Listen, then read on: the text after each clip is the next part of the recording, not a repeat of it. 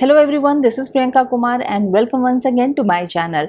Destiny number के इस series में आज मैं बात करने वाली हूँ डेस्टिनी नंबर 7 के बारे में। अब तक तो आप जान ही चुके होंगे कि डेस्टिनी नंबर को कैसे निकाला जाता है। आपका जो भी डेट ऑफ बर्थ है आप उसे एक पेपर पे लिखिए और सभी को ऐड कीजिए। सपोज यदि आपका डेट ऑफ बर्थ है 5 मई 1995, तो आप इन सभी को ऐड कीजिए 5 + 5 + 1 + 9 + 9 + 5, तो टोटल आता है 34।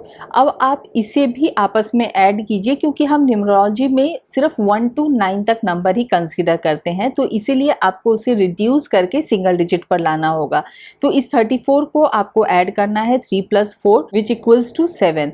तो इस केस में आपका डेस्टिनी नंबर 7 होता है। तो ऐसे ही आप अपने डेस्टिनी नंबर निकाल सकते हैं, वो कोई भी नंबर हो सकता है। तो आप जिस भी नंबर के हैं आप मेरे प्लेलिस्ट पर जाकर उस डेस्टिनी नंबर के वीडियो को देख सकते हैं। ये वीडियो यदि आपको अच्छा लगे तो इसे लाइक और शेयर जरूर कीजिएगा अपने फ्रेंड्स और फैमिली के बीच में। और यदि अभी तक आपने मेरे चैनल को सब्सक्राइब नहीं किया है तो इसे सब्सक्राइब जरूर कीजिएगा और बेल आइकॉन दबाना मत भूलिएगा, क्योंकि मैं हर वेडनेसडे को सुबह 6 बजे अपना एक नया वीडियो अपलोड करती हूँ और करीब करीब हर दिन एक न एक शॉर्ट्स तो जरूर डालती हूँ। तो यदि आप बेल आइकॉन दबा के रखेंगे तो आपको मैं जब भी नया वीडियो डालूंगी आपको उसका नोटिफिकेशन मिल जाएगा।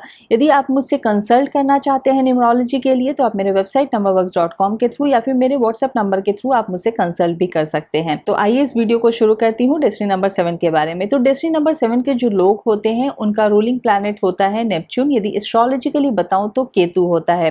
डेस्टिनी नंबर 7 के लोग बहुत ज्यादा इंट्यूटिव होते हैं। इंट्यूटिव का मतलब चीजों को समझ जाना, भांप लेना, पहले से पता चल जाना कि कैसी एनर्जी है किसी भी इंसान की, किसी जगह की। जो हम लोग बात करते हैं कि किसी की कैसी वाइब्स आती है, पॉजिटिव वाइब्स आती है, नेगेटिव वाइब्स आती है, तो जो डेस्टिनी नंबर 7 के लोग होते हैं उन्हें वो वाइब्स का पहले से पता चल जाता है।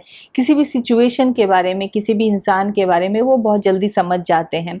जो डेस्टिनी नंबर 7 के लोग होते हैं बहुत ज्यादा रिसर्च ओरिएंटेड होते हैं। जिस भी फील्ड में उनका इंटरेस्ट होता है उसकी तह तक जाते हैं, उसकी नॉलेज गेन करते हैं।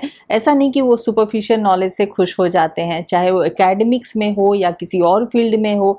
यदि वो एकेडमिक्स में उनका इंटरेस्ट होता है तो बहुत ही हायर एजुकेशन पाते हैं।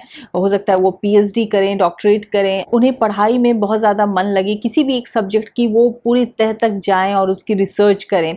या फिर हो सकता है कि वो किसी आर्ट फील्ड में हो, क्रिएटिव फील्ड में हो, तो उस फील्ड में भी वो हो सकता है कि वो बहुत ही ज़्यादा रिसर्च करते हो, चाहे वो म्यूजिक से रिलेटेड हो। मैंने ऐसा भी देखा है जो डेस्टिनी नंबर 7 के लोग होते हैं, यदि वो सिर्फ सोशल मीडिया ही चलाते हैं तो उसके भी तह तक चले जाते हैं। यदि वो इंस्टाग्राम चलाते हैं तो वो उसमें भी सारे मीम्स देख डालते हैं, वो सारी रिसर्च कर लेते हैं कि फॉलोअर्स लोगों के कैसे बढ़ते हैं, कैसे लोगों के लाइक्स बढ़ते हैं, कितने सारे इन्फ्लुएंसर हैं, उसके भी डेप्थ में चले जाते हैं और वो सब कुछ समझने की कोशिश करते हैं उस फील्ड की। तो ऐसे होते हैं डेस्टिनी नंबर 7 के लोग। जिस भी फील्ड में उनका इंटरेस्ट होता है उसके एकदम डेप्थ में जाकर उसको समझने की कोशिश करते हैं। डेस्टिनी नंबर 7 के लोगों को घूमना फिरना बहुत पसंद आता है, अच्छे लोकेशंस पे जाना बहुत अच्छा लगता है। डेस्टिनी नंबर 7 के लोगों को पढ़ना बहुत अच्छा लगता है और वो अपने आप के साथ वक्त बिताना ज़्यादा पसंद करते हैं। थोड़े लोनली होते हैं वो अपने लिए एक स्टैंडर्ड सेट करते हैं और उसे ही फॉलो करते हैं, इसलिए वो सभी के साथ उतने ज़्यादा मिंगल नहीं होते हैं, उनकी सभी के साथ उतनी वेवलेंथ नहीं मिलती है। डेस्टिनी नंबर 7 के लोग बहुत ही सिलेक्टिव फ्रेंड्स बनाते हैं और उन्हीं के साथ वो उठते बैठते हैं, मिलते हैं। डेस्टिनी नंबर 7 के लोगों को हमेशा एक बैलेंस बना के रखना पड़ता है कि क्योंकि वो जब बहुत ज़्यादा आइसोलेटेड हो जाते हैं तो थोड़े डिप्रेशन में भी चले जाते हैं, उन्हें एंग्जाइटी की प्रॉब्लम होने लगती है, उन्हें बहुत अकेलापन उन्हें फील होने लगता है। लेकिन यदि दूसरों के साथ मिलते हैं, जहाँ वो पार्टी करते हैं, सोशलाइज करते हैं, वहाँ भी उन्हें ज़्यादा प्रॉब्लम होने लगती है, क्योंकि वहाँ फिर वो सोचने लगते हैं कि ये लाइफस्टाइल मेरे लिए नहीं है, लोग ऐसा बिहेव क्यों कर रहे हैं, इतना ज़्यादा क्यों वो पार्टी कर रहे हैं, इतना ज़्यादा क्यों हंस रहे हैं। तो ऐसी चीज़ें भी उन्हें प्रॉब्लम देती हैं और फिर वो अपने आप को थोड़ा साइडलाइन कर लेते हैं। तो इसीलिए उन्हें अपनी लाइफ में हमेशा एक बैलेंस बना के रखना पड़ता है कि उन्हें लोगों से मिलना भी है लेकिन बहुत अपने तरह के लोगों से मिलना है, उन्हें सबके के साथ नहीं मिलना, उन्हें अपने साथ वक्त ज़्यादा बिताना है, ऐसी चीज़ें हमेशा उनके लाइफ में चलती रहती हैं। डेस्टिनी नंबर 7 के लोग बहुत ज़्यादा क्रिएटिव होते हैं। ये भी देखा जाता है कि जो डेस्टिनी नंबर 7 के लोग होते हैं वो यदि किसी ऐसे सिटी में रहें जहाँ की कोई वाटर बॉडी हो, लेक हो, रिवर हो, सी हो, उस सिटी में वो ज़्यादा फ्लरिश करते हैं, करियर वाइज भी और मेंटली भी वो ज़्यादा पीसफुल रहते हैं। और यदि वो अपने बर्थ प्लेस से दूसरे सिटी में रहें तो वो ज़्यादा तरक्की करते हैं, ज़्यादा सक्सेसफुल होते हैं।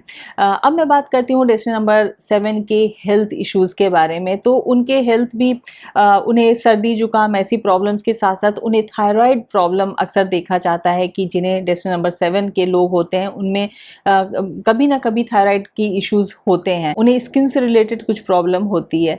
डेस्टिनी नंबर 7 के यदि मैं करियर के बारे में बात करूं तो वहां पे उन्हें थोड़ी केयरफुल रहने की ज़रूरत है, थोड़े फाइनेंस को लेकर के उन्हें केयरफुल रहने की ज़रूरत है, क्योंकि 7 नंबर फाइनेंशियली बहुत लकी नहीं होता है। तो इसीलिए उन्हें बहुत सोच समझकर पैसे खर्च करना, या यदि उन्होंने बहुत ज़्यादा इन्वेस्ट किया हुआ है तो सही जगह पे इन्वेस्ट करना जहाँ पे उन्हें अच्छे रिटर्न्स आए, या वो किसी के साथ यदि पार्टनरशिप में है तो ऐसे लोगों के साथ पार्टनरशिप करना जो कि फाइनेंशियली लकी हो उनके लिए। तो इन सब बातों को उन्हें ध्यान रखना चाहिए। यदि वो 1 और 6 नंबर के साथ यदि वो कोई बिजनेस पार्टनरशिप करते हैं तो उनके लिए लकी होता है।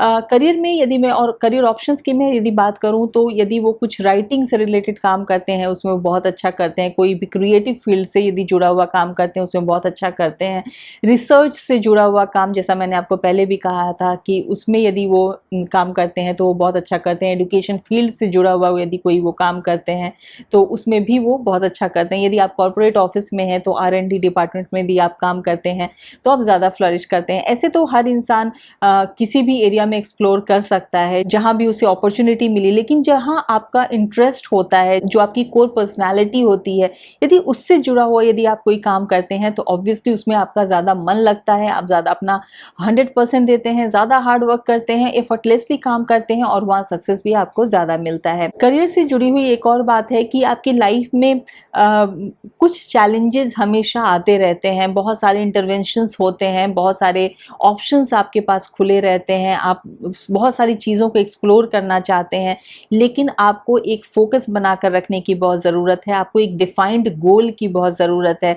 नहीं तो आपकी लाइफ में बहुत सारे ऐसे अनवांटेड एक्सपीरियंसेस आते रहेंगे जिसका कि कोई फ्रूटफुल रिजल्ट आपको नहीं दिखेगा, कोई फ्रूटफुल आउटकम आपको नहीं दिखेगा।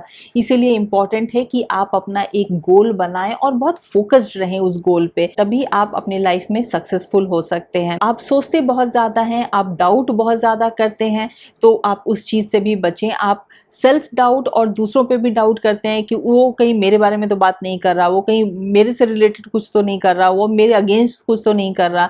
तो ऐसी चीज़ों से आपको बचना होगा, तो फिर आप बहुत सक्सेसफुल हो सकते हैं। डेस्टिनी नंबर 7 के बारे में एक बहुत ही ब्यूटीफुल मैं बात आपको बताऊं तो ये एक बहुत ही खूबसूरत सा नंबर है, स्पिरिचुअल नंबर है, और तभी हम 7 वंडर्स की बात करते हैं, वीक में 7 डेज की बात करते हैं, रेनबो में 7 कलर्स की बात करते हैं, 7 जन्म 7 वचन की बात करते हैं।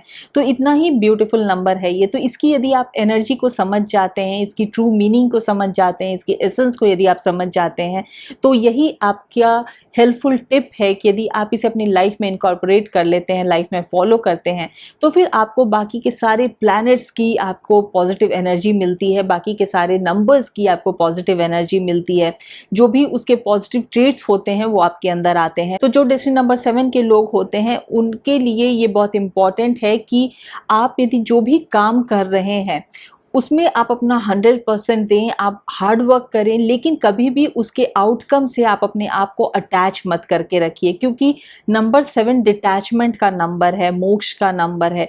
तो आपको उसके जो आउटकम है उससे आपको डिटैच होना पड़ेगा, उसके सक्सेस से आपको डिटैच होना पड़ेगा। ऐसा नहीं कि आपको किसी भी काम का सक्सेस मिलता है तो आप उससे जुड़ जाइए और वो सक्सेस आपके सिर पर चढ़ जाए और आप में वो घमंड आ जाए, प्राइड आ जाए कि ये तो मैंने अचीव किया है। जहाँ ऐसी नौबत आएगी वहाँ फिर वो नंबर आपको नेगेटिवली इम्पैक्ट करने लगेगा। इसीलिए आपके लिए बहुत इम्पॉर्टेंट है कि आप अपना 100% दीजिए जो भी आप काम कर रहे हैं, जिस फील्ड में आप काम कर रहे हैं, लेकिन आप जैसे ही वो सक्सेस मिलता है उससे अपने आप को डिटैच कर लीजिए।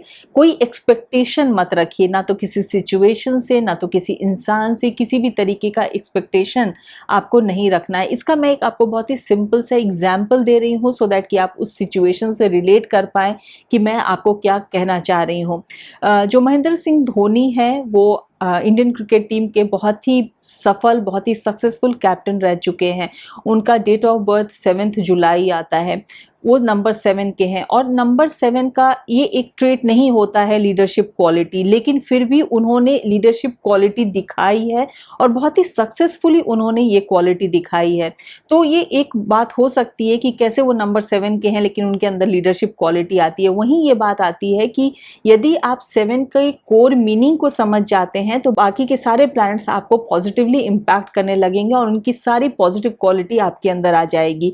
और वो बात है कि जैसे ही महेंद्र सिंह धोनी को हम सबने देखा है कि उन्होंने इंडिया को आईसीसी वर्ल्ड कप भी जिताया है, आईसीसी 2020 वर्ल्ड कप भी जिताया है, तो जब भी वो जीतते थे, जब भी उनके हाथ में ट्रॉफी आती थी, वो तुरंत वो ट्रॉफी को अपने टीममेट्स को दे के वो पीछे जाके खड़े हो जाते थे। कभी भी उन्होंने ये नहीं किया कि वो उसे फ्लॉन्ट कर रहे हैं, सामने हैं, वो फेस बने हुए हैं फोटोग्राफ्स के, ऐसा उन्होंने कभी नहीं किया। हमेशा यही दिखता था कि वो एक जीत दिलाने के पीछे लगे हैं और जहां वो जीत मिल गई अपने आप को डिटैच करके वो पीछे चले जाते हैं या कभी अपने बच्चे के साथ खेल रहे हैं। तो ये शो करता है कि वो उस आउटकम से उतने ज्यादा जुड़े हुए नहीं है, वो आउटकम उनके सिर पर नहीं चढ़ा हुआ है। वो तुरंत अपने आप को अलग कर देते हैं, फोकस अपना डाइवर्ट कर देते हैं। और ये जो नेचर है कि जहां उन्होंने अपने आप को उस लाइमलाइट से अलग कर दिया, वही वो बात उन्हें लाइमलाइट में ले आती है। लोग वही चीज नोटिस करते हैं कि ये इंसान कैसे अपने आप को अलग कर देता है, कैसे उसे सिर्फ जिताना है अपनी कंट्री को और उसके बाद वो फोटो ऑप के लिए वो नहीं खड़ा होता। तो ये जो चीजें हैं कि आप अपने उस सक्सेस से अपने आप को डिटैच कर देते हैं, वही आपको और ज़्यादा नेम, फेम, रिस्पेक्ट दिलाता है। तो इस बात को हमेशा ध्यान रखिए कि आप जिस भी फील्ड में हैं, जिस भी काम में हैं, कभी भी अपने अचीवमेंट से जुड़कर मत रहिए। आपने वो काम किया, ठीक है, अब आगे दूसरा काम करना है। फिर वो चीज़ लोग आपके बारे में बोलेंगे कि आपने क्या क्या किया है, आपको बोलने की ज़रूरत नहीं है, आपको फ्लॉन्ट करने की ज़रूरत नहीं है। आई होप कि मैं इस एग्जाम्पल से आपको अच्छी तरीके से समझा पाई होंगी कि नंबर 7 के लोगों के लिए क्या करना इम्पॉर्टेंट है। हालांकि ये जो बिहेवियर है, ये जो कैरेक्टरिस्टिक है, यदि हम सभी इस चीज़ को फॉलो करें कि अपने सक्सेस से डिटैच हो जाएं, तो फिर हम जो ट्रू ह्यूमैनिटी है हम उसकी तरफ जा पाएंगे, जो एक हम्बलनेस है हम उसकी तरफ जा पाएंगे।